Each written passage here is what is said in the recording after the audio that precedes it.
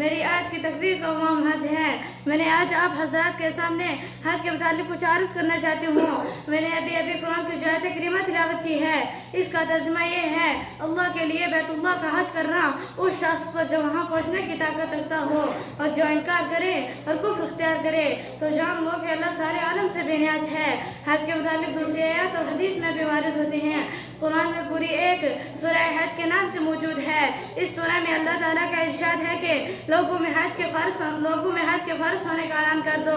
اس اعلان سے لوگ تمہارے پاس یعنی بیت اللہ کی طرح چاروں طرف سے آئیں گے، پیدل چل کر بھی اور سواری پر سوار ہو کر بھی۔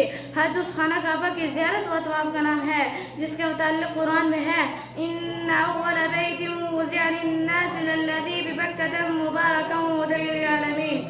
اس محفوظ کو اردو کے ایک شاعر علامہ اقبال نے لفظوں میں ادا کیا ہے: دنیا کے بت گدوں میں پہلا بغیر خدا کا، ہم اس کے پاس صبح ہیں وہ پاس صبح ہمارا۔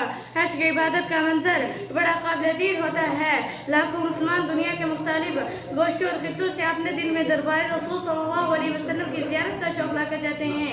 عشق و محبت کا اس سے زیادہ پراثر اور اس سے زیادہ اجتماعی ہمارا تصور آپ کو اسلام کے علاوہ کسی اور مذہب میں نہیں ملیں گے۔ بتگانے خدا کا یہ والا زوال جذب و شوق و شاید ساری دنیا حیرت سے دیکھتی ہے۔ حدیث میں حج کی بڑی فضیلت ہوتی ہیں۔ ایک حدیث میں ہے کہ صحابہ اکرام نے حضور صلی اللہ علیہ وسلم سے دریافت کیا: کیا کون سا عمل افضل ہے؟ فرمایا: اللہ اور اس کے رسول صلی اللہ علیہ وسلم پر ایمان لانا۔ پھر دریافت کیا اس کے